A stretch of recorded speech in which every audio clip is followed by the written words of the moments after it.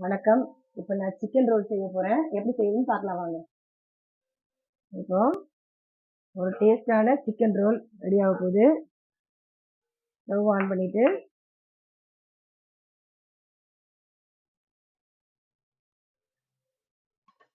கடாய் சூடானதும் எண்ணெய் ஊற்றிடுறேன்.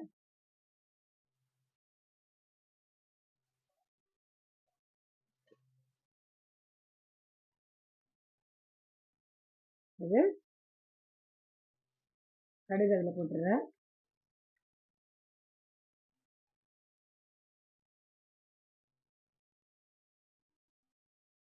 அடுத்தது பொடியாக நறுக்கின வெங்காயம்.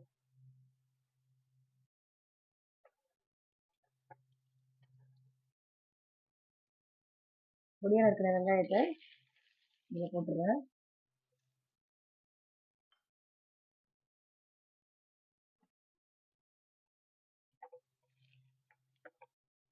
வெங்காயம் கொஞ்சம் வதங்கிட்டோம். கருவேப்பிலை,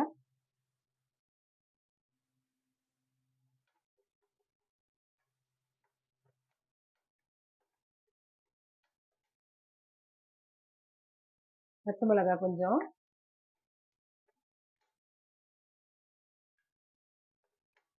பச்சை மிளகாவும் நல்லா பொடியாக நறுக்கி போட்டுருங்க.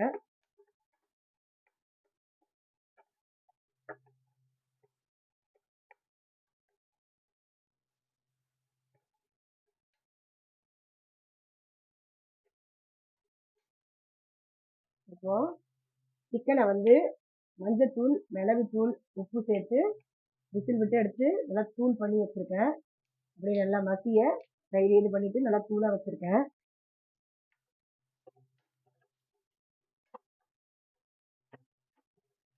வெங்காயம் வதங்கிட்டே இருக்கும்போது இடித்த இஞ்சி பூண்டை கொஞ்சமாக இதில் சேர்த்துங்க.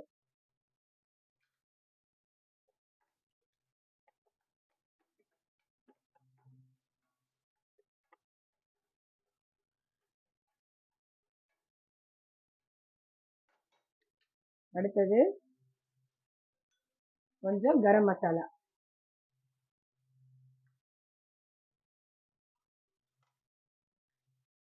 கொஞ்சம் மிளகாய் தூள்,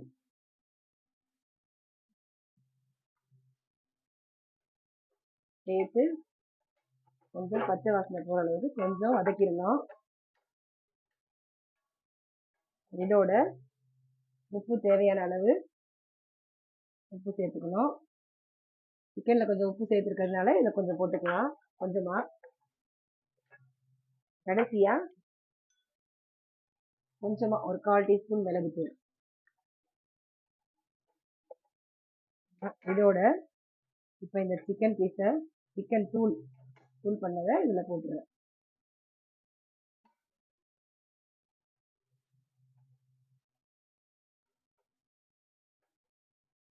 இதை நல்லா இப்படி வதக்கி விட்டுருணும்.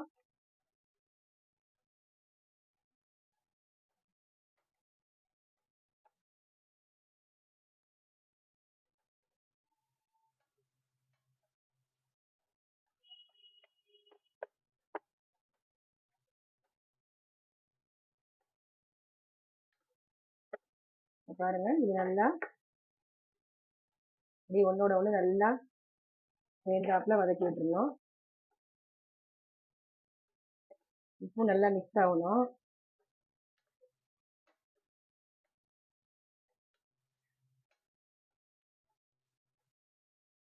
இப்போ நம்ம இதை ஆஃப் பண்ணிட்டு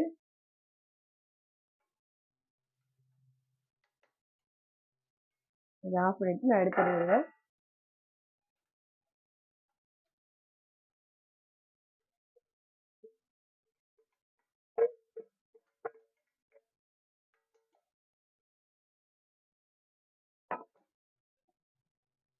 அடுத்தது பார்த்தீங்கன்னா இதில் வந்து மைதா மாவு, நல்லா மைதா மாவை கலக்கிட்டு அதில் ஒரு முட்டையை உடைச்சி ஊற்றி மிளகுத்தூள், உப்புத்தூள் போட்டு கலக்கி வச்சுருக்கேன். இப்போ வந்து இது நம்ம தோசையாக ஊற்றணும். இப்போ நல்லா இந்த பதத்துக்கு, நல்லா தண்ணியாக இந்த பதத்துக்கு இருக்கணும். கெட்டியாக இருந்தால் ஒட்டிட்டு வராது. பாருங்க, இந்த பதத்துக்கு இருக்கணும். இப்போ ஸ்டவ் ஆன் பண்ணி தோசை தவா வச்சிடலாம்.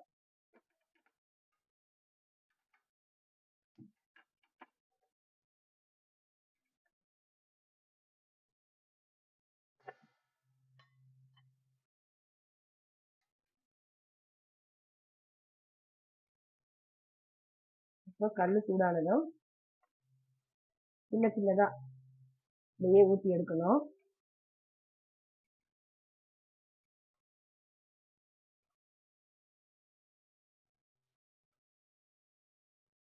கல் சூடாயிடுச்சு. இப்போ இது ஒரு ரோல் வர அளவுக்கு இப்படி ஊற்றிடலாம்.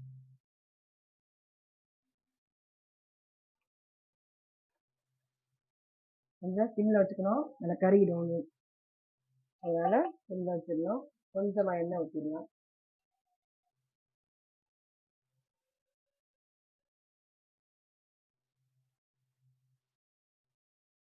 சிக்கன் வந்து எலும்பு இல்லாமல் எடுத்து நல்லா குக்கரில் வச்சு விட்டுறோம். விட்டதுக்கப்புறம் நல்லா ஆற வச்சு அப்படியே பொடியாக நல்லா நசுக்கி அப்படி தூளாக பண்ணிடணும். அந்த மாதிரி தனித்தனியாக கட்டி கட்டியாக இருந்தால் அது தனித்தனியாக இருக்கும். அதனால குட்டியை நல்லா பீஸ் தெரியாத மாதிரி குட்டி குட்டியாக நல்லா அப்படியே மசிச்சு விட்ட மாதிரி பண்ணணும். பாருங்க, இதை திருப்பி வச்சு இதே மாதிரி எல்லாத்தையும் ஊற்றி எடுத்துடணும்.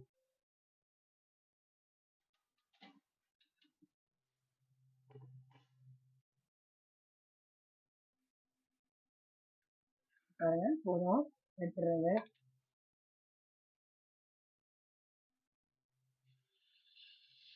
ஊற்றிட்டு வருது பார்த்தீங்களா? அதனால வந்து அப்படியே இந்த சிம்லேயே வச்சு அதான் ரோல் சரியாக வரும்.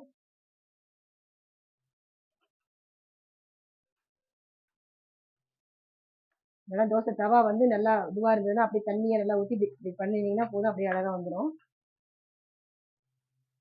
இப்போ லைட்டாக எண்ணெய் ஊற்றிக்கலாம்.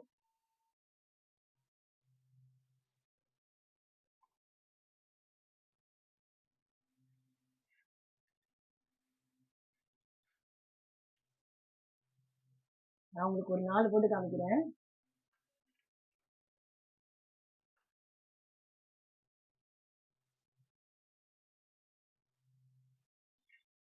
இதை எடுத்துருங்க. பாருங்க,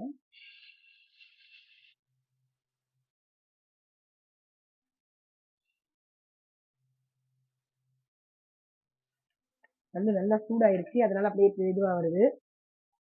எண்ணெய் வேண்டியதில்லை, இதே போதும்.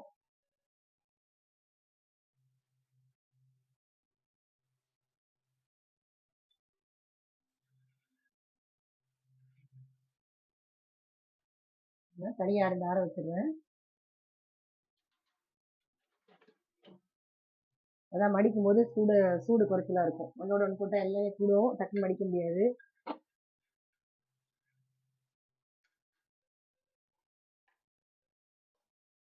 இன்னும் ஒன்றே ஒன்று ஊற்றிடுறேன். கல் சூடாகுது, அதுதான் ரொம்ப அப்படியே ஒட்டிட்டு வருது.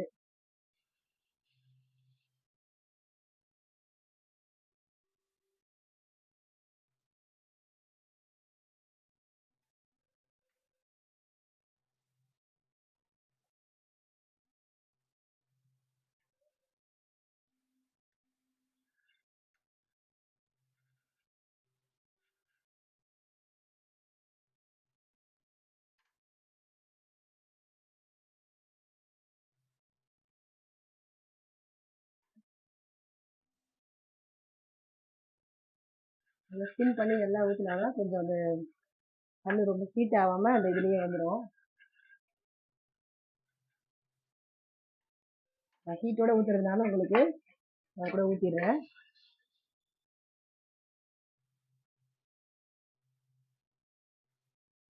கேப் தெரியாமல் ஊற்றணும், அப்போ தான் மடிக்கும் போது நல்லாயிருக்கும்.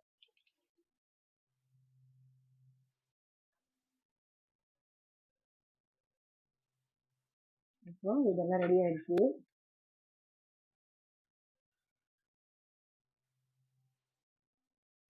இப்போ நம்ம இதை மடிச்சிடலாம்.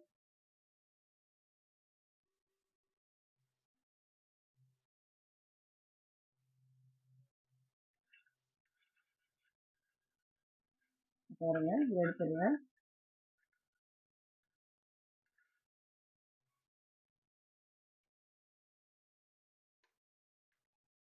இதை வந்து எடுத்துட்டு இப்போ மடிக்கிறது பாருங்க.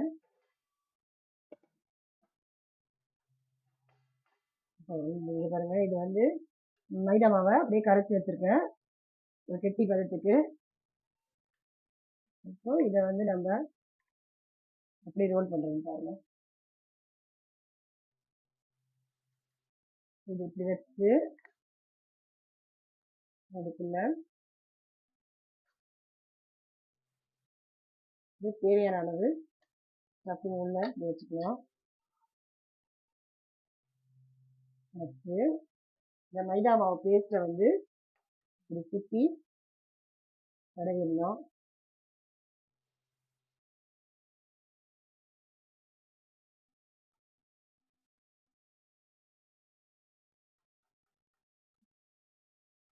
பாருங்க, இப்போ அப்படி சுற்றி தடவி வச்சு இப்போ வந்து இதை நம்ம ரோல் பண்ணிக்கலாம்.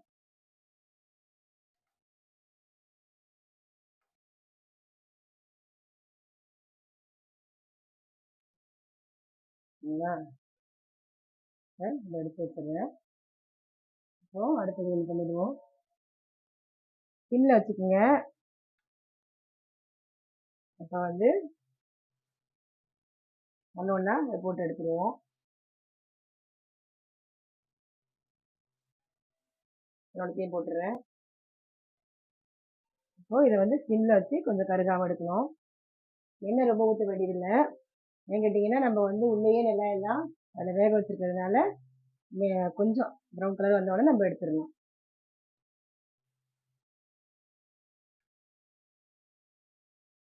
குழந்தைங்களுக்கெல்லாம் இப்படி செஞ்சு கொடுத்தா ரொம்ப பிடிக்கும்.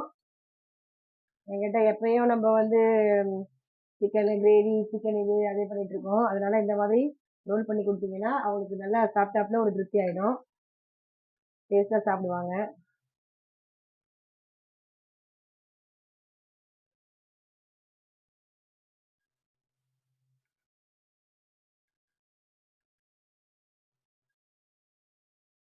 இதே நம்ம வந்து வெஜ்லேயும் செய்யலாம். நம்ம வெஜ்லேயும் இதே மாதிரி நம்ம வந்து வெஜ் ரோல் செய்யும்போது பட்டாணி இதெல்லாம் நம்ம ஊற வச்சுட்டு இதே மாதிரி அந்த இன்க்ரீடியன்ஸ் இந்த மாதிரி ரெடி பண்ணிவிட்டு மசாலாலாம் ரெடி பண்ணிவிட்டு இதே மாதிரி ரோல் பண்ணி, ஆனால் பட்டாணி வந்து நம்ம நல்லா நைஸாக நல்லா மசியை ஊற வச்சுருந்தோம். மசியை வந்து நல்லா வேக வச்சுருந்தோம். அதில் நம்ம உருளைக்கிழங்கு வேறு ஏதாவது காய்கறி நல்லா பொடியை நறுக்கி அதையும் நல்லா வேக வச்சு அதுக்கப்புறம் அதில் ரோல் பண்ணிடணும். நல்லா டேஸ்ட்டாகவும் இருக்கும். அதே மாதிரி சிக்கன் சாப்பிடாதவங்க அந்த மாதிரி ரோல் பண்ணி சாப்பிட்லாம் இது வெஜ்ஜில். இப்போ இந்த மைதாவும் நல்லா வெந்திருக்கிறதுனால நம்ம வந்து ரொம்ப தீ விடாமல் ஓரளவுக்கு ப்ரௌன் கலர் வந்தோடனே நம்ம எடுத்துடலாம்.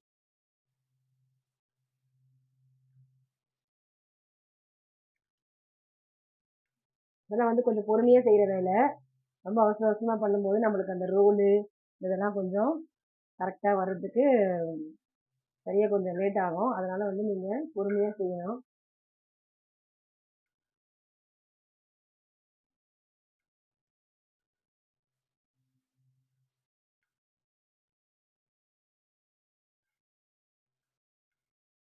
பாருங்க, கொஞ்சம் கலர் மாறி வருது.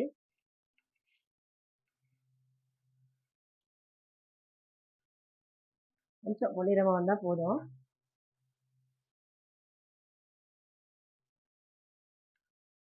இது நல்லா டைஜஷன் ஆகிடும். கேட்டிங்கன்னா நம்ம வந்து உள்ள மிளகு அப்புறம் வந்து பூண்டு இஞ்சி இதெல்லாம் வச்சுருக்கிறதுனால தைரியமாக குழந்தைங்களுக்கு கொடுக்கலாம்,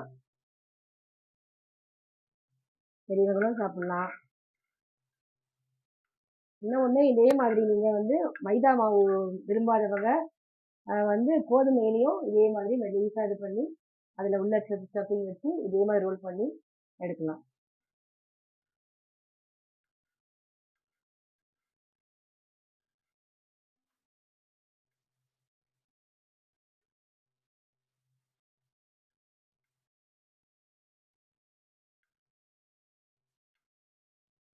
பாருங்க, நல்லா அந்த ப்ரௌன் கலர் வருது.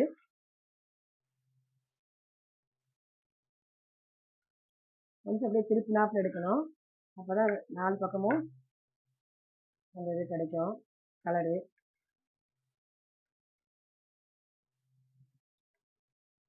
சூப்பராக ரெடி ஆயிடுச்சு. இப்போ நம்ம ஸ்டவ் ஆஃப் பண்ணிட்டு எடுத்துடலாம்.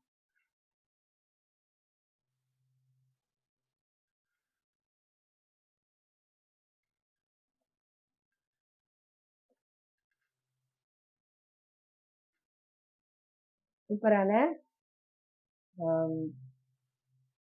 ரோல் சிக்கன் ரெடி ஆயிடுச்சு. இதே மாதிரி நீங்களும் வீட்டில் செஞ்சு பாருங்க. குழந்தைங்க விரும்பி சாப்பிடுவாங்க. நாளைக்கு ஒரு சமையலோட நான் சந்திக்கிறேன். பாய்.